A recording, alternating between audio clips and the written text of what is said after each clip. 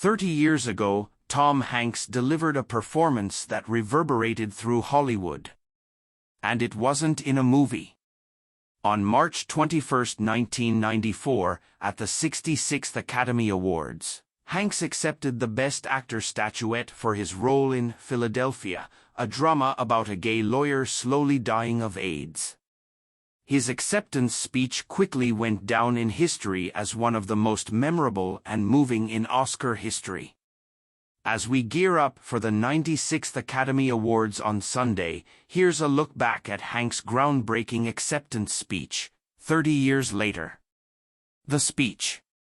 It starts out like any other speech, with Hanks thanking his wife Rita Wilson, as well as the film's cast and crew, including co-stars Antonio Banderas and Denzel Washington. Then, the speech turns personal. Hanks refers to his high school drama teacher, Rawley Farnsworth, and a classmate, John Gilkerson, both gay men who Hanks said he had the good fortune to be associated with, to fall under their inspiration at such a young age. And there lies my dilemma here tonight, Hanks continues. I know that my work in this case is magnified by the fact that the streets of heaven are too crowded with angels. We know their names. They number 1,000 for each one of the red ribbons that we wear here tonight. They finally rest in the warm embrace of the gracious Creator of us all. A healing embrace that cools their fevers, that clears their skin, and allows their eyes to see the simple, self-evident, common-sense truth that is made manifest by the benevolent Creator of us all and was written down on paper by wise men, tolerant men, in the city of Philadelphia 200 years ago, he says, referring to the Declaration of Independence, which states all men are created equal. God bless you all. God have mercy on us all. And God bless America.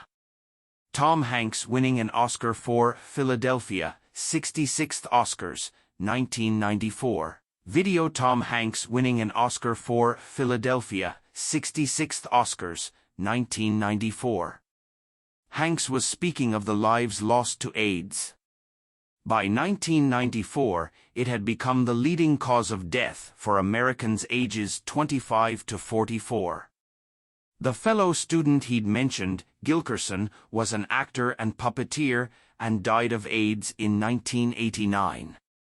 Though the disease had raged on for more than a decade by the movie's release, it was still heavily stigmatized at the time, and Philadelphia was one of the first major Hollywood films to address HIV/AIDS directly. Steven Spielberg was in the audience that night, having won Best Director and Best Picture for Schindler's List. The speech was incredible, he said decades later in an interview with the New York Times, and in a sense communicated more about what Philadelphia was saying and reached more people than the movie itself will. Hanks called his drama teacher before the Oscars.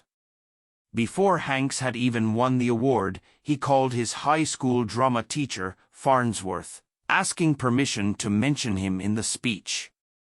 Farnsworth, 69 years old at the time, received a call at his apartment 3 days before the Oscars. He told People magazine in 1994, "I don't know if you'll remember me," the caller had said, "but I'm an old student of yours. I've got a ticket to the Academy Awards, and if I win, I would like to use your name in regard to the content of Philadelphia."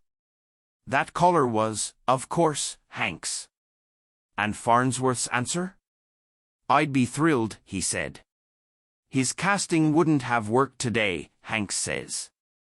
Memorable Oscars speech aside, Philadelphia has been criticized for its casting of a straight actor as a gay man. Hanks has said that if the movie were made today, that wouldn't be the case, and rightly so. "One of the reasons people weren't afraid of that movie is that I was playing a gay man," Hanks said in a 2022 interview.